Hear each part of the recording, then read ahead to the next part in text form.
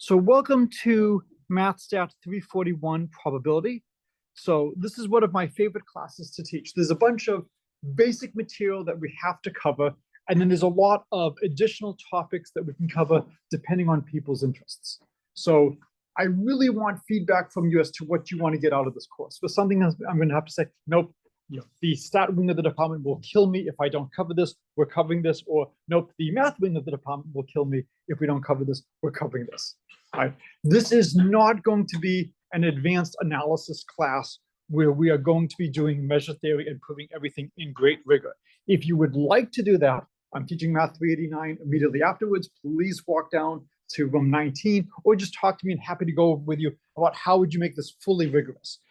For the most part, this is going to be almost like Calc 1, where we're not going to be doing the epsilon delta, definition of the limit and doing things in excruciating detail. For the most part, we're going to be talking about probabilities of events that we can understand, and we don't need to worry about the most general definition that works. We're going to be doing probability from the point of view of people who want to apply it. Some of those applications will be pure theory that people in the real world won't care about, but it's going to be at a more friendly level than that. Okay, please have your cell phones on silent unless you're expecting a major call, if you're a first responder, something like that. My cell phone will not be on silent because my daughter is sadly ill and I have to always be on call in case something happens. But please try to keep your cell phone off. I will go over some of the course mechanics, talk a little bit about who I am. Okay, so I apologize that there's a slight contraction. This is what happened when I converted the tech to PowerPoint. So just introduction and the course objective. So hopefully everybody has done some basic probability. I'm actually involved in a K through 12 math standards project right now. And one of the big questions is, what do you do with that year between Algebra 2 and Calculus? What do you cover? And I know in some school districts, you do a lot of probability, maybe half a semester, half a year of probability in a course like that. Hopefully everyone has seen basic accounting. There's a lot of really good problems that can be solved from basic accounting, and a lot of very challenging ones as well. So we're going to spend a lot of time on some basic combinatorics. We're going to try to figure out how do you model real-world problems. And so in a lot of the classes you've taken before on the math side, we know exactly what we're trying to solve. We have a system, we have perfect knowledge of what all the values are, and then we just have some kind of machine that we just crank through to get an answer. In the real world, that is almost never the case, where you will not know exactly what values are. You might have some ideas, some estimates about what they might be. And then based on those estimates, what can you say about the likely outcome? So one of my former students does a lot of work in global warming and climate change. And I'm not going to get into a discussion right now about whether or not climate change is happening or not happening. Happy to do that outside of class. But what I will say is he's looked at a lot of the models. And a lot of the models are extremely sensitive to the values of parameters you choose. And if you change some of these values ever so slightly, you can get very different answers. So whenever you're doing something, you want to get a sense of, what do I expect the outcome to be? What do I expect the fluctuations about that expectation to be? That's one of the things we really want to cover in this class, is talking about creating models and not necessarily solving them, but getting some information out of those models. I assume everybody remembers the pandemic response. So one of the justifications for the lockdown was Ferguson's model, and I will not comment about his history of accurate forecasts. And there's a reason I'm not. The predictions were millions and millions of deaths. And when you hear millions and millions of deaths, okay, that's bad. What should we do? Well, how likely is it to have millions and millions of deaths? How likely is COVID to affect people in different health groups? Is this the right thing to do? What are the consequences of doing this? And so you have all lived through an example of consequences of model analysis. And again, it's outside this class as to whether or not that was analyzed correctly, but happy to have conversations like that. I like to say this is one of the most important, one of the top 3 classes you can take in your career at Williams. I would say probability, statistics, and programming. And when I first came here, I would say, if you take these 3 classes, you will always have a job. You may not like your job, but you will always have that job. I cannot say that anymore because someone actually sued her school because she didn't get a job when she graduated. And she actually found a new type of discrimination previously unknown to humanity: academic discrimination. She claimed her 2.7 was just as good as someone else's 3.7. So I do not want to be sued. Williams does not want to be sued. I will not promise you a job if you take this and the other 2 classes. However, if you take these 3 classes and don't get a job, you will be the first student in over 2 decades that has not been able to do so. These are really useful skills, and they can be applied in a variety of different areas. And again, what you're interested in, you let me know and I can work that into the class. Okay. So there seems to be some kind of leveling going on. I noticed this before coming down here when I moved from the tech file to the PowerPoint. So there is something hidden behind this slide. And if you can figure that out, good for you. So obviously, for the objectives of the course, I want you to learn some probability. I want to emphasize, however, the techniques and asking the right questions. How many of you know how to integrate? I'm impressed. Integration is really hard. What's much easier than integration? Differentiation. I can't stump you in differentiation. And again, it's not a bad idea to just assume I'm an evil, sadistic professor who wants to make you suffer. And even with that assumption, I can't make you suffer too much with differentiation. You can just plug away and you can keep applying the rules. I have to work really hard to give you a function you can integrate in closed form. Integration is really hard. The big lie of Calc 2 is that you can integrate. We have to work hard. This is one of the reasons why probability is so damn annoying, because we can't get closed form expressions for integrals. Why do we care about integrals? What does integration give us? Yeah, but why do we care about the integral of a function? Who cares? Why would we care about the integral of a function? What does it give us? Area. The area. Okay. Only once in my life has someone come up to me, and I was in Berkeley, California, so where I've been asked, what's the area under this curve? Why do we care about areas under curves? It turns out areas under curves correspond to probabilities. And the function corresponds to a probability density. We'll talk a lot more about that. So if we can find areas under the curve, we can find the probabilities that things happen. Unfortunately, since we can't do things in closed form, that means it's often going to be very hard to say, well, if I just change the value of this, how will that change the result? If we had closed forms, we'd then be able to answer questions like this. So a lot of times you have to resort to simulations. And later in this class, we will talk about what some people have called one of the most important papers in the 20th century, these papers on Monte Carlo simulations. And how do you figure out areas of very difficult stuff? So I am old. I am almost surely more than double the age of the next oldest person in this room. When I was in college, I was told you have to have 2 tables of integrals, a small one that you keep on you at all times, and a big monster for your dorm room. How many of you have learned how to use a table of integrals? I'll technically put my hand up. Okay, so none of you have learned how to use table of integrals. What do? Calculator. What else? Wolfram Alpha, right? This is the 21st century. I'm sure, of course, all of my colleagues across this fine institution recognize that this is the 21st century. And so in terms of what you need to know, it's very different now than when I was learning the subject. The first time I taught probability of statistics, I was a postdoc at Ohio State, and I arrived a little bit early. I was there over the summer, and I got a copy of the book that I was going to use. And at one point, we're trying to do some simple combinatorics, and the answer was a binomial coefficient. And the book said, and you might think you've solved the problem at this point. It goes, yes, I solved the problem. I figured out the binomial coefficient. But you have to determine what the binomial coefficient is. Okay, it's not that hard. Oh, when was this book written? Oh, I've got the first edition of this book, which was written in like the 1940s, 1950s, where it was actually non-trivial to calculate these large factorials. And you couldn't just plug it into something and have it do all the divisions. Let's now estimate these factorials. Okay. This is the 21st century. I'm not expecting you to do tedious stuff. I understand that there are things like AI out there. I understand that there are things like Wolfram Alpha. You should know how to use stuff like this. These are valuable skills. I really want to emphasize asking the right questions and the techniques, and then being able to use the stuff to supplement. So we're going to talk a lot about modeling problems and analyzing the models.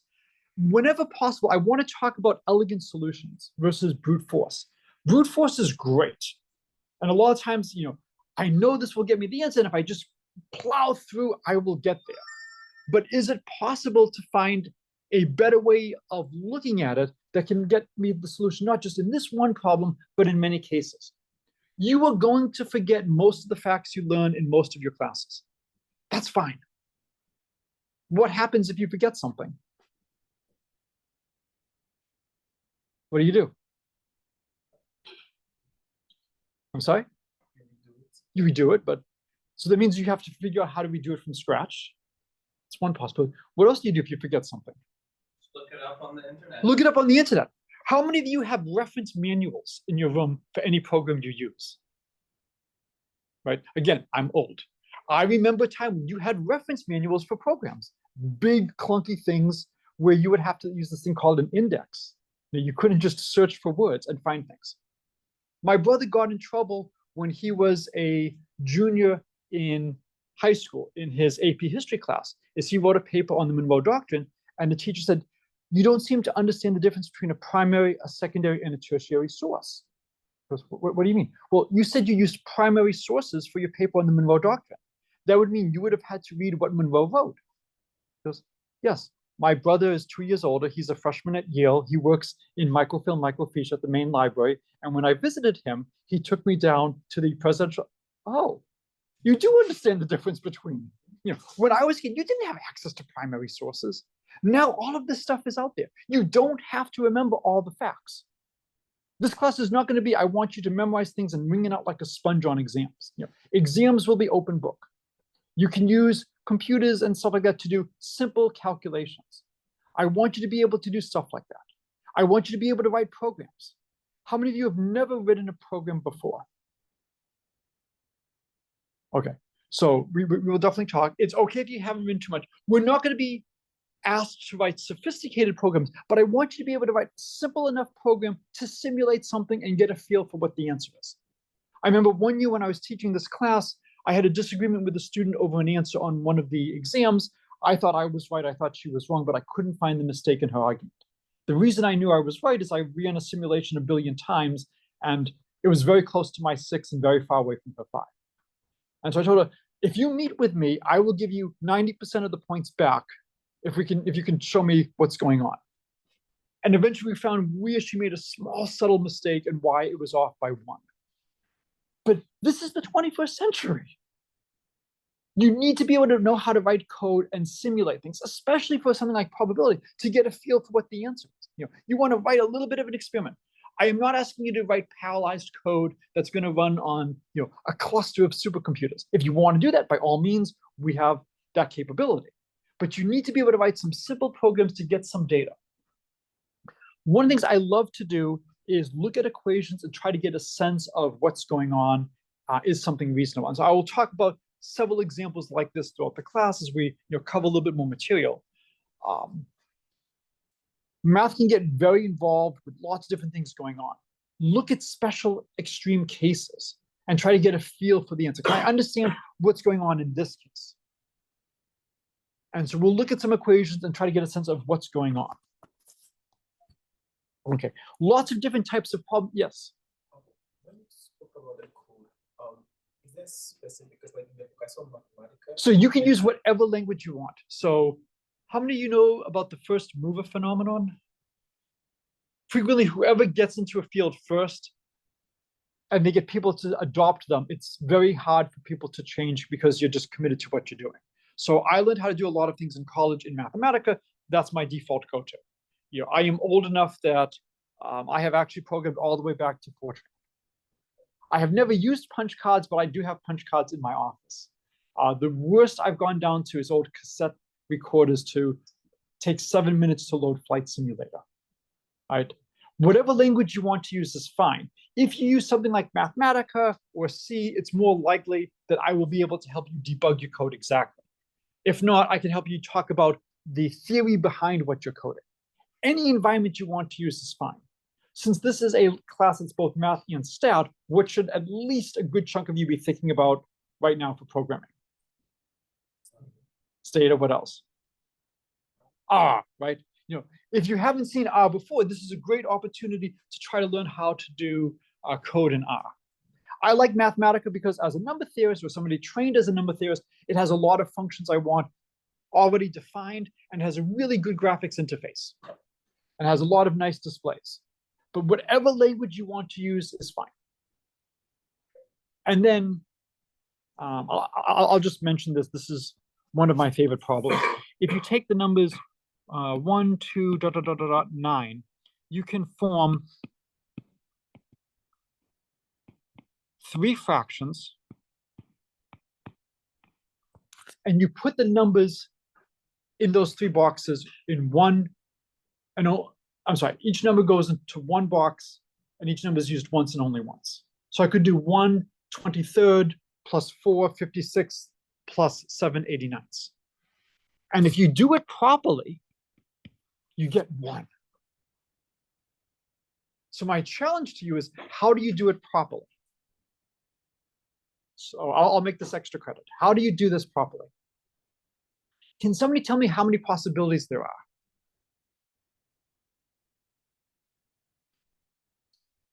How many things do I have to check? Are we counting ones in each of the boxes? So each box has one number and only one number.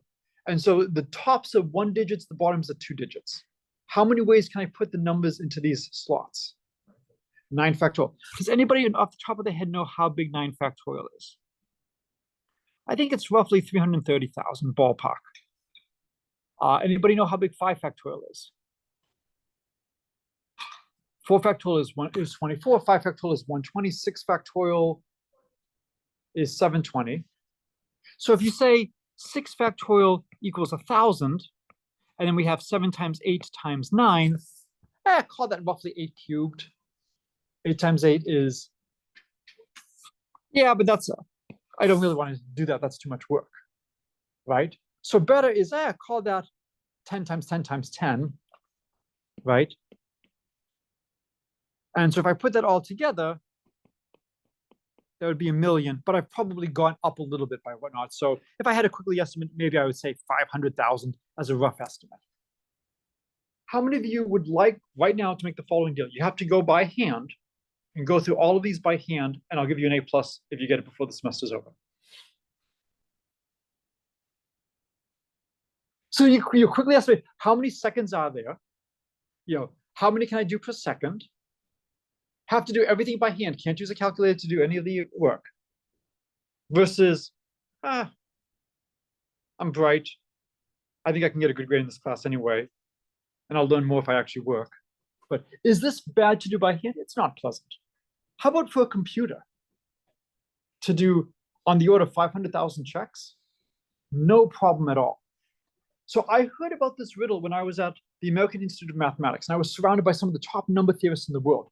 And they start proving results about where the digit 9 or 5 or stuff like that must be by congruence properties of integers. Now, there is some symmetry. I claim that we don't really have 9 factorial things to look at. What can you do to make things a little bit easier? What symmetry do you notice? Once you have 2 of them decided, the third one falls out because you just subtract them from 1. So good. So one thing is I could actually just look at, I always forget, send me emails when you make comments in class. This is a great way for me to get to know you. You never lose points for saying anything in class, but if you say something that turns out to be good, I can then write this down and then I can have non-standard letters of recommendation for you. I am the director of SMALL. This is our summer research program. And it's sad how many times I get a letter that basically just repeats what's on the transcript. Yes, the student took my class and the student got this grade. Those letters mean nothing. So please, if you make a comment in class, it's also just a good way to have the material just reinforce by thinking back to what did you say and a chance for me to get to know you. But so one thing is, once we know the first 2, we could actually subtract from the third. You subtract from 1, and then if that turns out to use the other digits we haven't used before, then we're done. Good. That's one way to look at it. Another way is there's some symmetry. Without loss of generality, that's one of my favorite expressions. Where can you assume the 9 lives? We have 9 spots for the 9. I claim without loss of generality, you may assume the 9 lives. There is a difference between numerators and denominators. We do not know that it has to live in the numerator. You said it's like first. Yeah, without loss of addition is commutative. So without loss of generality, I could assume the 9 is in the first fraction. It's either in the numerator, it's the first digit of the denominator, second digit of the denominator. And I can break into 3 cases. And I'm very proud of the fact that when I wrote a computer program to do this while my colleagues were proving results about digits, I did not do that. Because I knew it would take me longer to write the code to split it into 3 cases than to just have Mathematica look at all 9 factorial possibilities. It would take me longer. Now, my brother, this is being recorded. I'll share stories about my brother later. If you happen to be working on something that's going to be used numerous times, then you are concerned about efficiency. And so if I had to do this problem billions and trillions of times, then yes, I would code it to be efficient. But I only have to run the program once. It's not worth spending the time to make it efficient. So for a lot of the things we're doing, we don't necessarily have to do things efficiently. The computers are so good now that we'll be fine. Here's just a bunch of things that excite me and interest me. I've actually worked with the movie industry in terms of how do you figure out where to schedule a movie. We unfortunately don't know who wants to see a movie at a given time. So you have to use probability. You have to try to estimate. And you have models to try to predict how many people will go to a movie. What do you think might impact? Oh, yes. Can't you see like empirics? You can. But how do you predict a new movie? Well, you see generally what times, like people, presumably, I assume there's more movie tickets sold at night because. Right, but I'm trying to decide maybe which movie to show, and I have a bunch of different choices. How would I estimate how popular this movie will be versus another movie? If the movie probably have like a previous popular, like it's a sequel. Good, so if it's a sequel, who here has seen the latest Mission Impossible? And don't do any spoilers. I assumed, if I remember correctly, that this was like part 1 of 2 things. Yeah, so I deliberately did not watch that. I'm waiting till the second one comes out, and then I'll just watch both of them. But a lot of people, if it's the sequel, I want to know how the Hunger Games works. Will everything work out? So if you're a sequel, that could be a huge hit. Does it have big stars? What is the genre? So there's a lot of factors you can put in. And then a lot of times you can look and see how have similar movies done over time. And then I can use that to maybe estimate how much revenue the movie will make in future weeks. So there's a lot of really good stuff that can go into problems like this. And again, I'm happy to talk about real world experience. So I've actually done a lot of applied mathematics, applied probability over the years, and happy to share stuff like that. I've done a tremendous amount of work in sabermetrics, which is applying math to sports, especially to baseball. And again, if people are interested in stuff like this, happy to have conversations about stuff like this. Okay. So as I was saying, some of my experiences, my wife is a professor of marketing. And so through her, I've met a lot of professors of marketing over the years, and I've worked on a variety of problems, especially using something called linear programming. I've done some data integrity stuff for the Internal Revenue Service. I've done some stuff about detecting fraud with Benford's Law. I've done a lot of stuff on sabermetrics, especially trying to predict your team's winning percentage. And what's great is a lot of these projects are very accessible, and you do not need that much to come in. The most important thing is being able to write good code for a lot of this to scrape the web for data.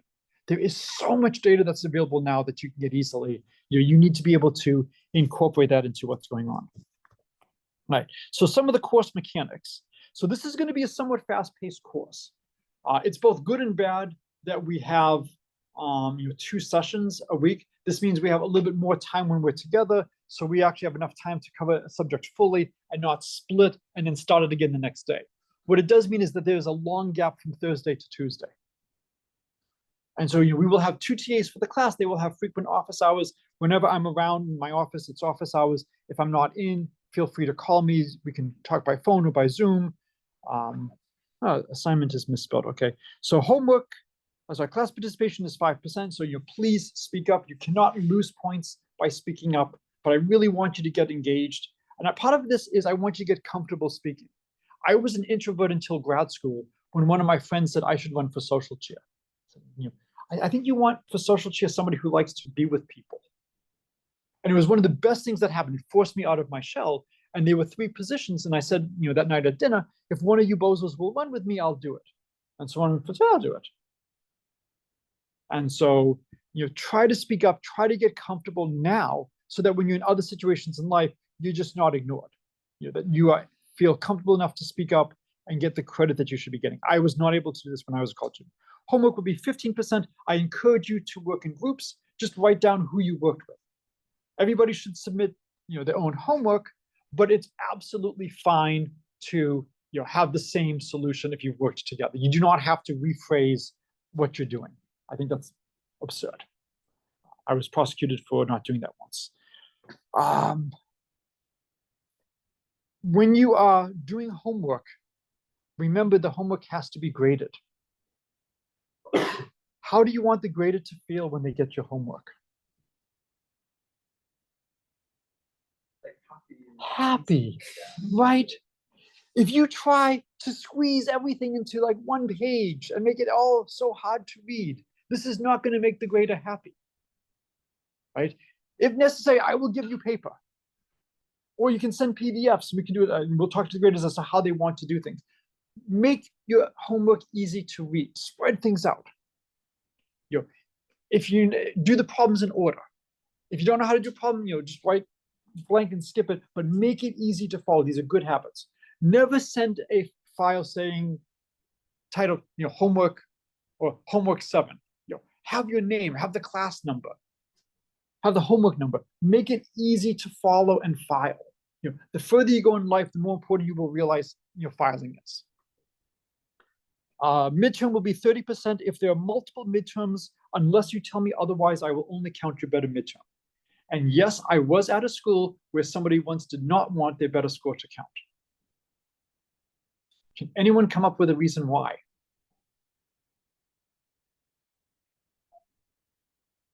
So at the school, if you failed the class, this class did not show up on your transcript. So for some people, it was better to actually fail than to get a C or a D. And so I had somebody who once told me they needed to fail the final.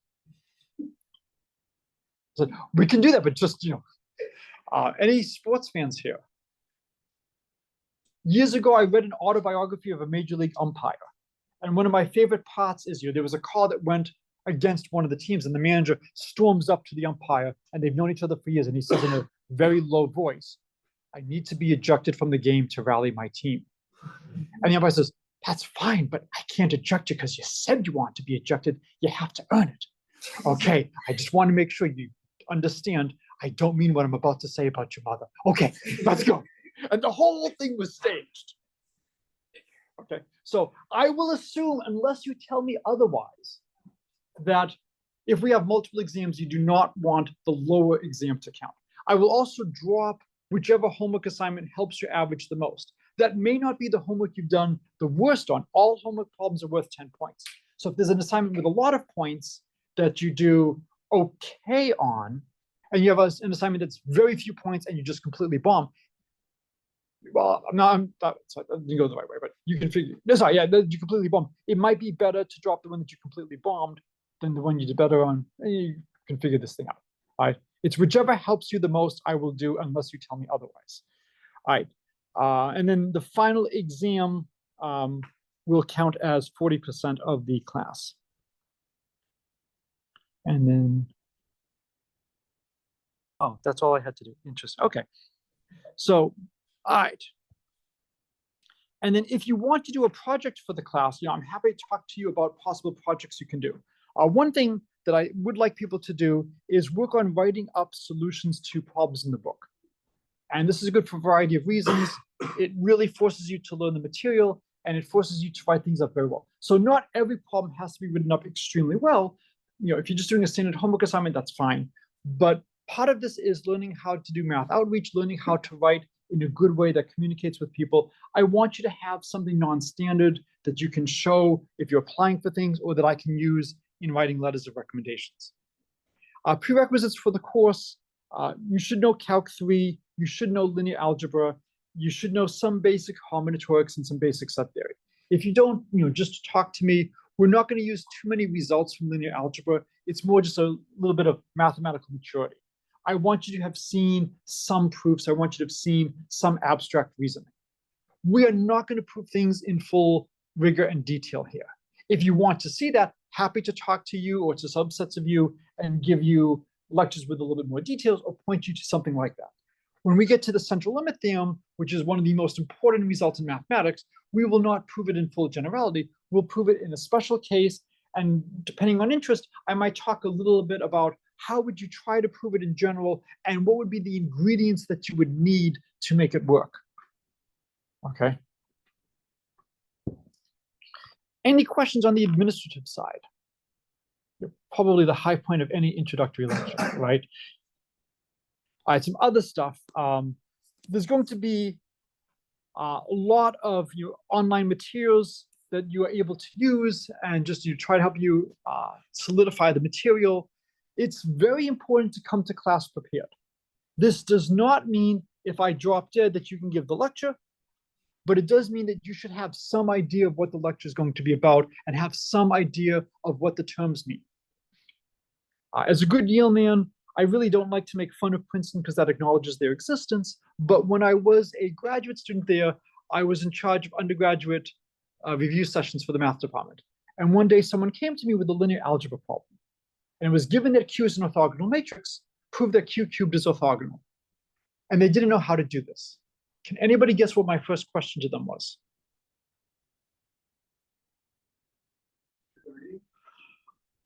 I did it a little bit more politely than that. So how can you rephrase that in a little bit more politely? Can you tell me?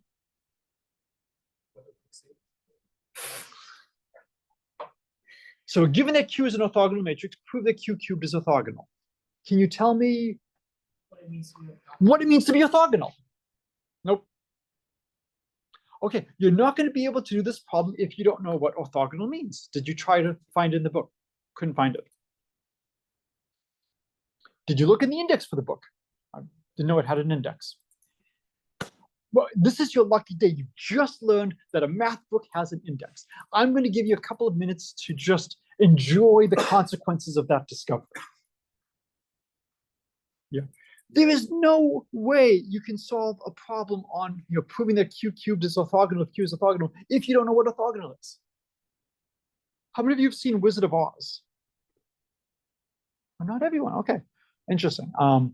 Wizard of Oz is a classic that goes all the way back to the 1930s. And there's a beautiful scene when there's an hourglass of red sand, and when it runs out, sadly, someone dies. This is how I view every time I meet you. Not that someone is going to die, by the way, but that we only have so much time when we meet. We want to use the time effectively. This does not mean throw as many facts at you as possible for the whole time we're here. That's not how you learn. You are all smart people, or were able to fake your way and make people believe that you were smart. Okay, I think it's really the first one here, but yeah, right. You can learn facts. You can pick up facts. I'm not worried about that. It's what's the value added of taking classes at college? What's the value added of a lecture? I want to point out some things that might be not as obvious. So that's going to be my job as the lecturer. I could spend time going through definitions. Makes it a lot easier for me to lecture. It fills up a lot of the day. But that's not the best use of time. So what I want you to do is I want you to come to class having done the reading, knowing what we're going to talk about. If we are going to be talking about in calculus, let's say the chain rule, what do you think you should know about the chain rule when you walk into the lecture? So if the lecture's on the chain rule, what do you think you should know about the chain rule?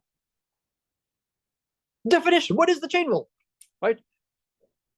You should at least know what the terms mean. It's like, what is an orthogonal matrix? You should walk in, that should be the ante for the lecture. I should know what that is. So please prepare for class. You'll get a lot more out of the lectures if you come prepared. And this means read the material in the book. It's actually not bad to read ahead. You can see, oh, what are we going to become? We did section 3.1 and 3.2. I wonder if we're going to do 3.3. Yes, we are. Okay. So if you have some time at the start of the semester, this is a great opportunity to read ahead and build a bank. I always encourage my students, have a horrible winter break, have a horrible summer, spend some of that time reading the books that you're going to be using the next semester. Things always happen in college. There is all of a sudden an opportunity that arises, or one of your friends is going through a crisis, or you're going through a crisis. Anybody in student government here? Okay. A couple of years ago, there was an election for college council president. And one of my students did not want to run for college council president. She ran and she was one of the vice presidents. There turns out to have been a scandal. There was some shenanigans and whatnot, and everybody was disqualified and they had to have new elections. And all of a sudden, she found herself the acting president. And she was not expecting the time commitment of being the acting president and having to run a new election. And so you don't know what's going to happen. You want to try to have some strategic reserve in your classes. Read ahead.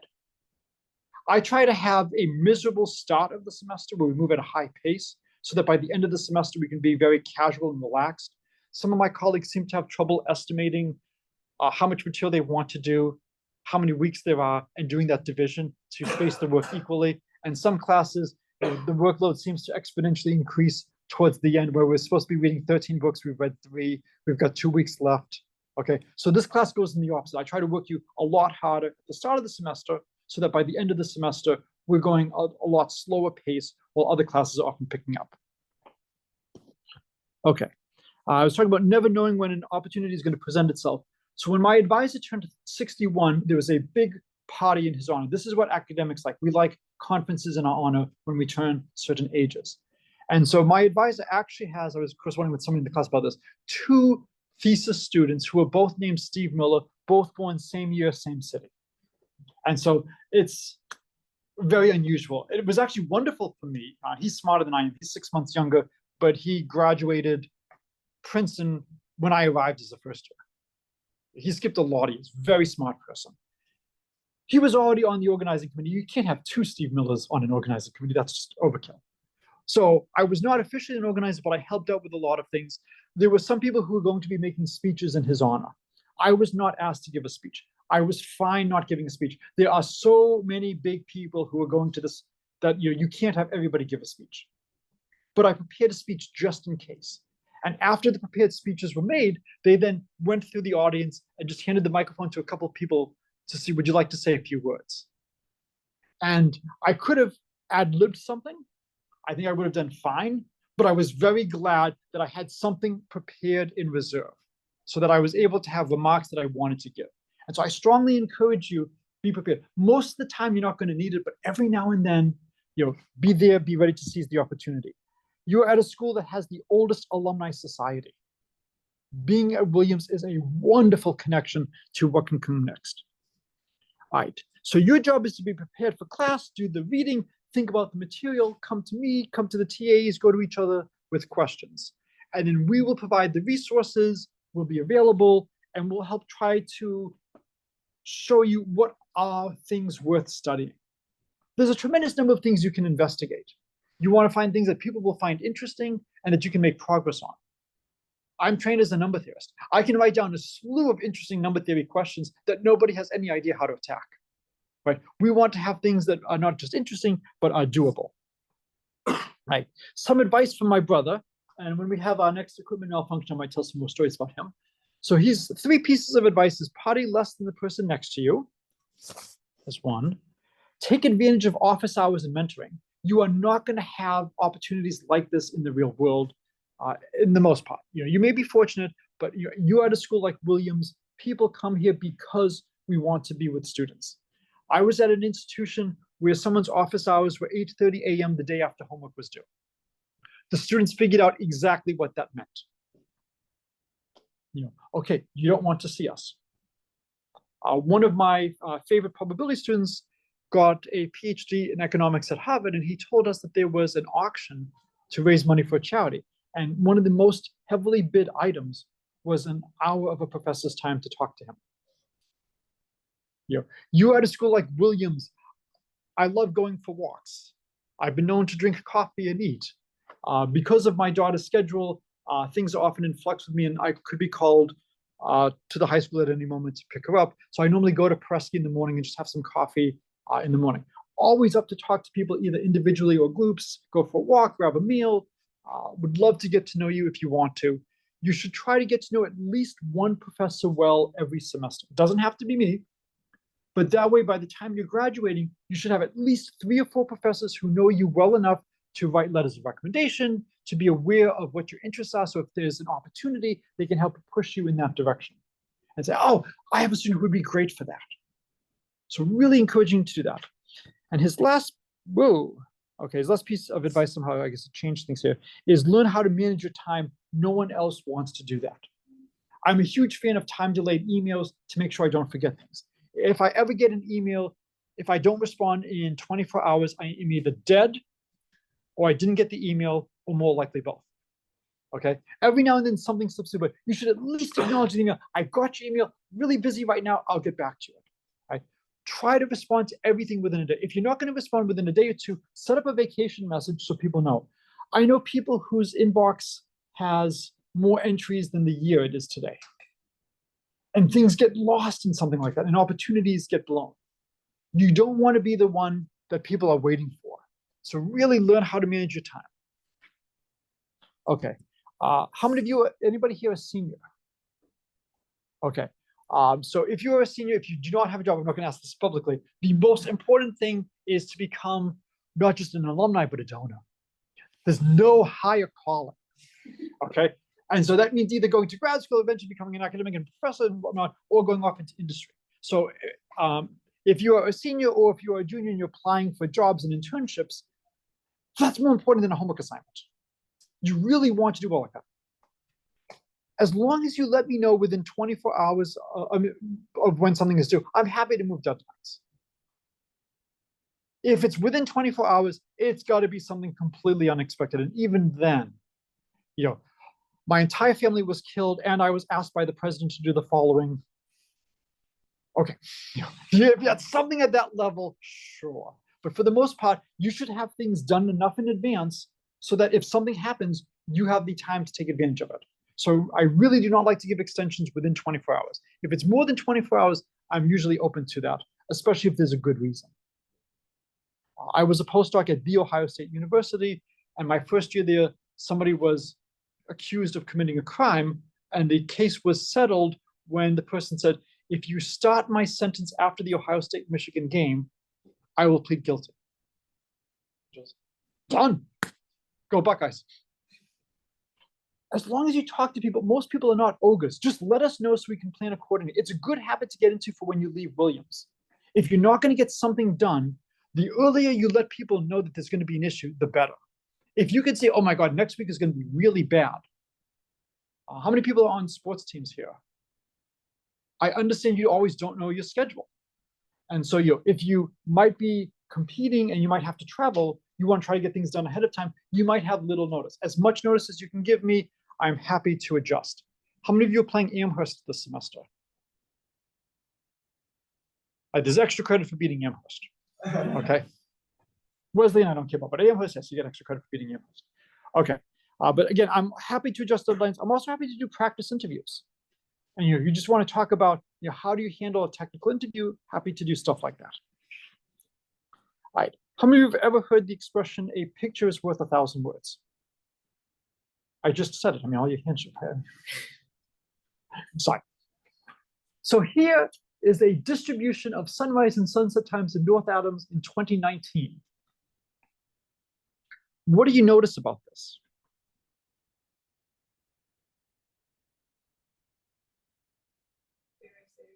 Daylight savings, right?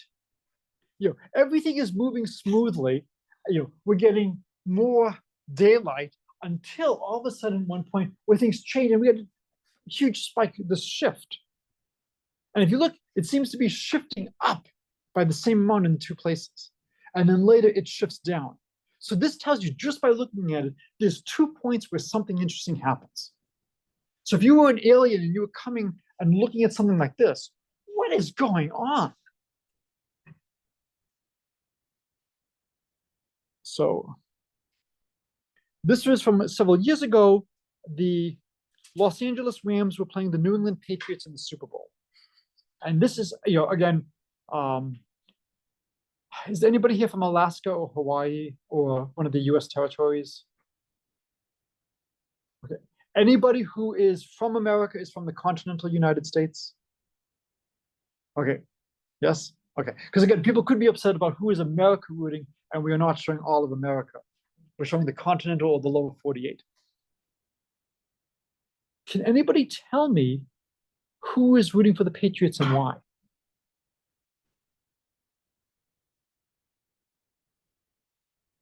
So look at this map. Yes. I don't know about Louisiana, but New England. Good, New England. So why do you think New England is rooting for the New England Patriots? So years ago, when the Carolina Panthers were in the Super Bowl, the announcers were talking about how the Carolina Panthers are unique among North American sports teams as the only team to be named after a region and not after a city or a state. And they're going on and on about how interesting the name is, and Carolina is playing the New England Patriots. And this is why when I was growing up, a lot of us would just turn off the volume on the TV and just listen to the game on the radio, because the announcers had to do a good job on the radio and just not listen to. Okay, so it's clear why New England is rooting for the New England Patriots. You mentioned Louisiana. Does anybody know why? You need some football knowledge as to why Louisiana is rooting for the Patriots. I forget what division they're in. Must be because they're rivals. It's not because they're rivals. In the NFC Conference Championship game, and the winner advances to the Super Bowl, the New Orleans Saints were playing the Los Angeles Rams. And this was the year when the announcers, when the football officials admitted after the game, boy, did we screw up that call. There was blatant pass interference by the Rams against the Saints that was missed. And if it was called, almost surely the Saints would have won the game. And I have friends in Louisiana who told me that the bars did not show the Super Bowl. They actually just ran clips or previous Super Bowls with the Saints. They were so disgusted with what happened. But if you look closely, there is one other place that is rooting for the Patriots. Can anybody see what that one place is? It is not DC. Not a bad guess, though. Yes. It's in Missouri. St. Louis, Missouri. So you need some football knowledge as to why St. Louis might be rooting for the Patriots.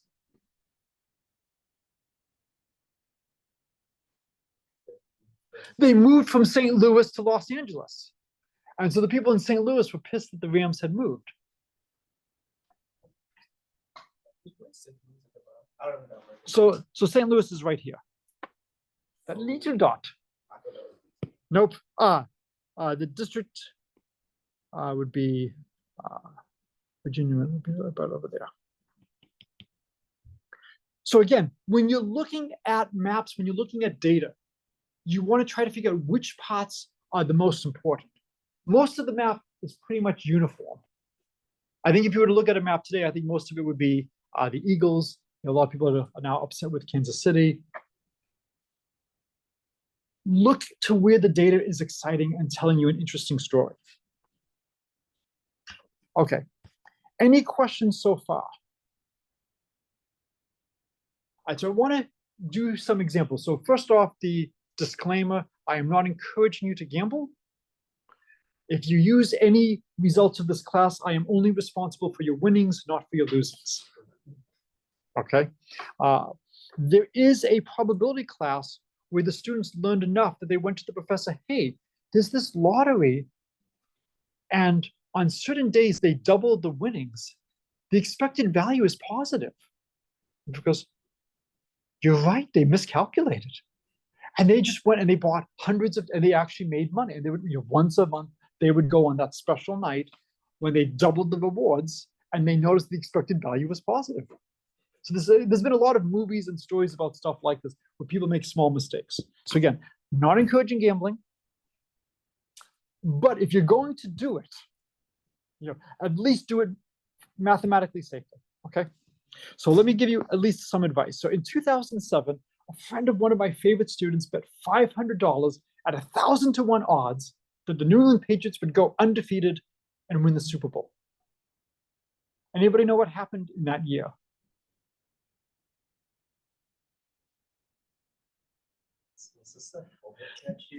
This was the helmet catch year, yes. And in fact, that is the next slide with the catch that was just barely made Asante Samuel almost intercepted the ball.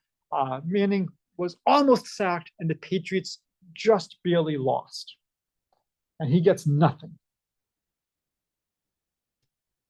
In the third quarter, when the Patriots were leading, Vegas offers to buy back the bet. There was 1,000 to 1 odds or whatever at 300 to 1. So go Pats! And he loses everything. What should he have done? So the Patriots are playing the Giants. He's got $500 on the Patriots at 1,000 to 1 odds. So if the Patriots win, he gets $500,000. If that amount is not meaningful to you, please see me after class. Okay. What should he have done?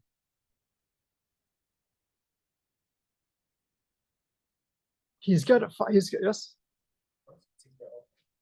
Well, so one thing is he could have taken the offer, but if the Patriots win, then he's only going to get much less. He's only going to get 150,000 instead of 500,000. So if you think the Patriots are going to win, this is a bad deal.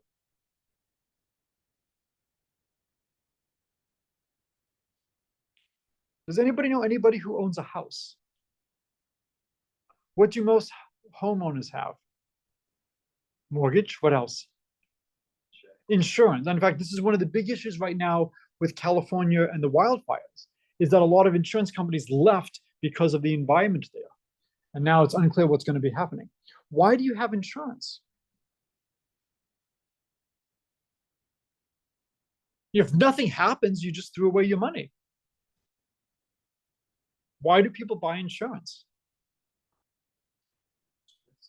Right. And so the question is, how much does it cost and how bad is the risk? Is it worth buying the insurance for my flight or to rent a car? And they always say, so many people have bought insurance in the last so many days. Do you want to be one of those people? Or do you want to have an uninsured flight? Right? Well, depending on what it is, if it's 1 cent, yeah, I'll buy insurance for 1 cent. If it's $50, is it worth it? How many flights do I need to take with certain probabilities of failure before this is worthwhile? If it's $200, but at some point the insurance is just not worth it. What could he have done? He already had a bet on the Patriots. What could he have done? He could have bet on the other side. Now, this would mean he would, if he bets on the Giants who are playing the Patriots, he knows at least one of the bets is going to fail. And he's going to lose some money. But he also knows at least one of them will win. And you can probably get better odds on the Giants than the Patriots. You can't do this at the start of the year. There's too many teams. But now that you're down to just 2 and he's got money in the Patriots, if he puts money on the Giants, he can completely get rid of his risk. And so you can plot about, I'm not going to go through all the math here, even though this is a math class. Imagine the Patriots win with probability P. Oh, good, it does look like a probability class now. And the Giants win with probability Q, which is 1 minus P. If you bet $1 on the Giants, let's say you get X dollars back, and he already bet 500 on the Patriots, assume he bets B dollars on the Giants, and then you can figure out how much money he's going to win, the expected value. And not surprisingly, if you think the Patriots are going to win, the more money he bets on the Giants, the less you think you're going to get. But you can look and see what is the guaranteed minimum that you're going to have. Again, it's a fun calculation to do, with certain reasonable numbers. So I gave the Patriots an 80% chance of winning, and I said for every $1 you bet on the Giants, if they win, we'll give you $3. He can insure himself, I think around like $350,000. I'm assuming, again, most of us would love to have $350,000. How much do you think the extra $150,000 is worth versus the first $350,000? Is every dollar worth the same amount? Okay, who here is an econ major? Or thinking of okay, so if we've got a bunch of econ majors, tell me something now. What's the magic word I should be thinking of? Diminishing marginal return, utility, something like that. The first dollar has a much higher utility than the last. The first $100,000, $200,000 could be life-changing for many people. But once you further down, the impact is not going to be as much. Also, what happens to the money you get? It gets taxed. So you're not getting an extra $150,000. And in fact, the more money you make, the higher tax bracket you're often in. So what he should have done is he should have put a side bet on the Giants and just minimized his exposure. So I wrote, simple programs to do this in Mathematica. It's not hard to do something like this. Mathematica has a wonderful thing called manipulate, where you can actually change the values dynamically, and it will display, on your screen, how things change. In previous years, I've actually done sabermetrics clubs. If anybody's interested in having conversations or doing research, I've been working with some students on stuff like this. Just let me know. All right. I am old enough that I remember the days of clickers. I think nobody does clickers anymore. Sometimes you can do things with cell phones. Rather than doing that, I'm going to just have people just informally do things. So here's one of the standard favorite problems, the birthday problem. How many people do we need to have before we have at least a 50% chance that two people share a birthday?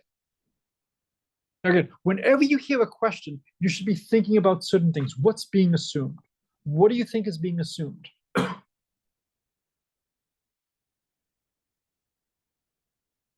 Yes. There's a random. Good, random and equal, so all days are equally likely. My wife is an identical twin. We recently went and saw her family for a family event. Odds of two people sharing a birthday are quite high, right? So the question is, how many people do we need to have a 50% chance? Who here is on professional? Who is on Williams teams? What teams? Track team? Hockey. Hockey is a great team to be on. And so Malcolm Gladwell has a wonderful book, Outliers. And I quote this in our textbook, where he goes through and he replaces the names of the players with the day they were born. And you see that almost everybody who's playing in the Junior Canadian Hockey Championship was born in like the first quarter of the year. And the reason is you want to be the oldest kid who just misses the cutoff, because then usually older kids are bigger. You'll then be one of the bigger kids who's around. You'll look better against the younger kids. And since you look better, you get more playing time, which means you get more coaching. And it propagated all the way up to the professionals, that there is not a uniform distribution of birthdays. I do not think people born in certain months are intrinsically more talented for sports like hockey, but small little problems like this definitely propagated. And this is just a great thing to be aware of when you're doing things about how biases and whatnot can surface. So how many people do you think we need to have in a room before we're guaranteed, before we have a 50% chance that two people share a birthday? Do any numbers here look absurd?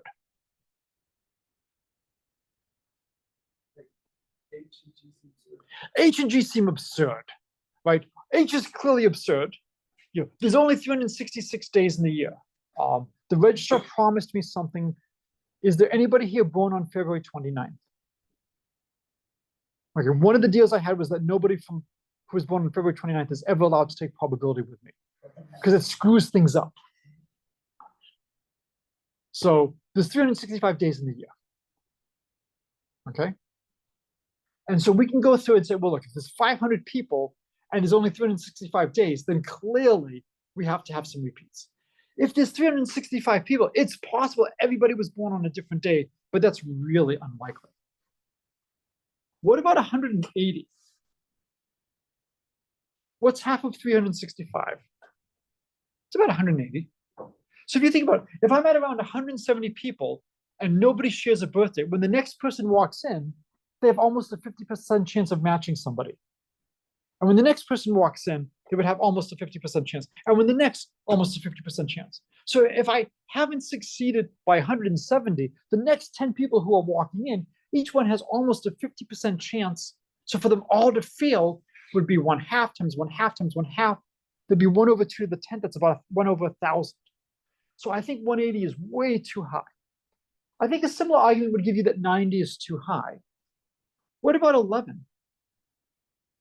Too high, too low? Can you give me a quick argument why 11 is probably too low?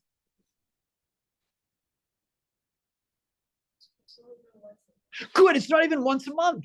But we have 12 months. Even though February is a dinky month with only 28 days, we don't expect to have all the months at this point. So I think 11 seems too low. So I think 22, 33, 44, something around those seems to be right. And so you can actually plot, and later we'll actually go through the mathematics of how you figure out what the answer is. It's around 22. It's one of my favorite problems, how you do this math. And then you can generalize and say, what if we have n people? What if we have n days in the year? How many would you need with n days in the year? And so on Pluto, there's 90,000 days. So most people have seen the birthday problem. And I remember years ago, I was doing a recruiting for Williams, and I had conversations with admissions, and I know this is being recorded, my wife can listen to this, where I promised admissions that allow me to offer free admission to Williams to anybody at my table if there are not at least 2 people at the event who share a birthday among the prospective students. And I promised that I would pay for at least 10% if that happens. There were over 100 people who were prospective students at this event. I was not worried. I probably should have told my wife beforehand. I was not worried. There's such a high probability. When you look at the plot, at 50 people, it's indistinguishable from 100% basic. It's almost there. With 100 people, it's really close. And that's one of the things you want to be able to estimate. How quickly is something approaching? And so, for Pluto, there's 90,000 days. How do we think the answer scales with n? It was 22 with 365. What's the relation between 22 and 365? So we'll see later how to analyze that. I'll skip this one. And let's end with, let's see, we have until 11:10, right? It's been a long time since I've done a Tuesday, Thursday class. So we'll end with a basketball problem. So I'm old, as you know by now. Can anybody identify the 2 people? Yes. No, it's Larry Bird and Magic Johnson. You never say Magic Johnson before Larry Bird, please. We're in New England here, okay? And so we're going to play a modified game of hoops. Whoever makes the first basket wins. Okay. And sometimes I actually bring down the basketball net, and we actually play the game in class. If people want to do that, happy to do that sometime. So let's assume Bird always gets a basket with probability P, and Magic always gets a basket with probability Q. Let's let X be the probability that Bird wins. What is X? And of course, because I'm biased and I'm from Boston, Bird gets to shoot first. So can somebody give me a lower bound for the probability that Bird wins? It's at least P. And an upper bound for the probability that Magic wins. If Bird wins with probability at least P, what's the maximum likelihood Magic has to win? 1 minus P.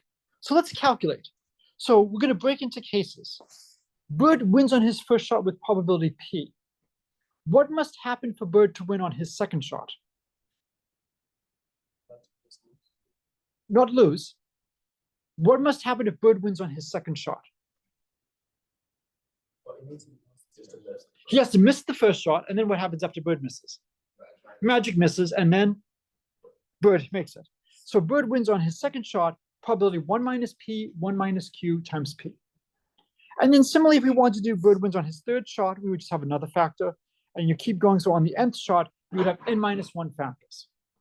The further you go in mathematics, the more you realize you want good notation. Rather than writing 1 minus P, 1 minus Q, we can just let R be that. And so the probability that Bird wins is P plus RP plus R squared P plus R cubed P, and so on. So this is an infinite sum. This is the famous geometric series, which hopefully you've seen that the sum of the geometric series is 1 over 1 minus R. So if we knew that, we could actually solve the problem now. What I want to do now is I want to solve this problem without using the geometric series formula. I want to use this as a nice way to prove the geometric series formula by considering this probability game. Okay? So much of math is trying to find the right way to look at things, or to look at something 2 different ways. So we know that the probability that Bird wins is this infinite sum. And we don't know the geometric series formula, sadly. We forgot it. Let's calculate another way the probability that Bird wins. So Bird could win on his first shot, and that happens with probability P. Or Bird could miss and Magic could miss. And now from this point, they both missed. Bird has the ball. What's the probability Bird wins from this point onward? It's X. X is the probability that Bird wins when Bird has the ball and shoots first. This is a memoryless process. It doesn't matter how we got here. All that matters is the configuration. Any chess players here? Chess is not memoryless. If there's a threefold repetition of positions in the board, the game is a draw. In this, it doesn't matter how many times they miss. If they both miss, it's like we just restarted the game. And so the probability Bird wins is like, oh, X equals P plus R times X. We can solve this. We can bring it over and we get 1 minus R times X equals P, or X is P over 1 minus R. And that gives us the geometric series formula. So did we just prove the geometric series formula? What must be true about R? Yes. So in the standard proof, the absolute value of R must be less than 1. For us, what must be true about R? It's really easy to sneak things by people. I've been practicing for decades. What must be true about R in our argument?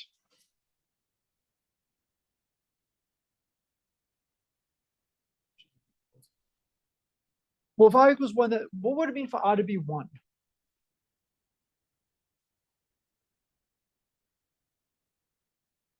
How have we defined R? 1 minus P times 1 minus Q. What possible values can R take on?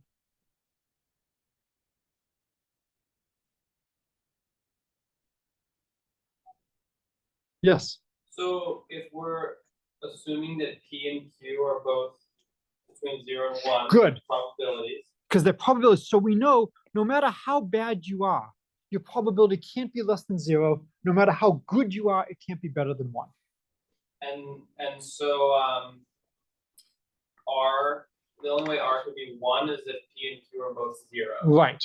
And so if R is 1, that means Bird and Magic are completely inept, which on basketball grounds makes no sense given their history, but mathematically it is possible. What would it mean for R to be 1? As you said, they both always miss. What would it mean for R to be 0? One of them is perfect. Maybe both of them are perfect. So all we get is 0 is less than or equal to R, less than or maybe less than or equal to 1. So you said the absolute value of R is less than 1. This formula is true as long as the absolute value of R is less than 1. But it's important to note that the argument we made to get here used the fact that R was the product of two probabilities. So I only know this formula when R is between 0 and 1. As a nice exercise for extra credit, you can use this knowledge to now prove it is true if R is a negative number between -1 and 0. But I don't know how to easily extend this to a generic number of absolute value, complex valued number of absolute value less than 1. So again, you've got to be very careful when you're looking at stuff like this in terms of what assumptions are you making. So there's a lot of generalizations you can do on this problem. And one of the big things in life is to ask good questions. So instead of saying whoever makes the first basket wins, what could you say? What is a related problem you could ask?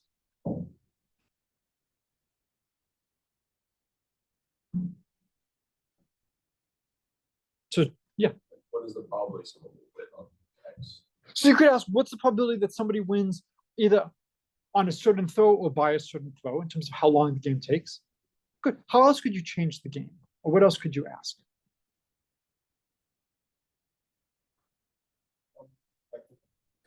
Using the loss that someone doesn't. The problem that somebody doesn't lose is related to because somebody's going to win or lose. Someone makes 2 baskets in a row. So maybe the only way you win is you have to make 2 baskets in a row. So I'm not always fair. what might a Laker fan where Magic Johnson played, what might they not like about this game? What might they say is unfair? Yes. Yeah, Bird gets to go first. Magic has no chance to shoot. So one way you could tweak the game is you could say, look, if Bird makes a basket, Magic at least gets his last shot. And if he makes it, then the game has to continue. So that's one tweak you could do. Or you could say maybe the first person to make 2 baskets wins. So there's lots of ways you can tweak this. And now that we know this answer, there's a lot of other things we can do. So the goal for this class is to learn how to not just solve problems, but to try to push it forward to the next level. Okay, so I unfortunately have to be out of town next Tuesday. So next Tuesday's class will be remote. So I will lecture remotely, so everybody will just Zoom in.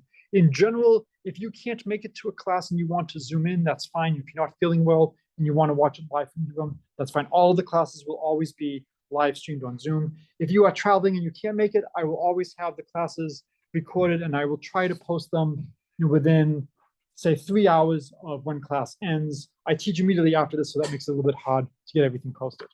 All right, I will stick around for another minute or two in case anybody has any questions, and looking forward to getting to know you all.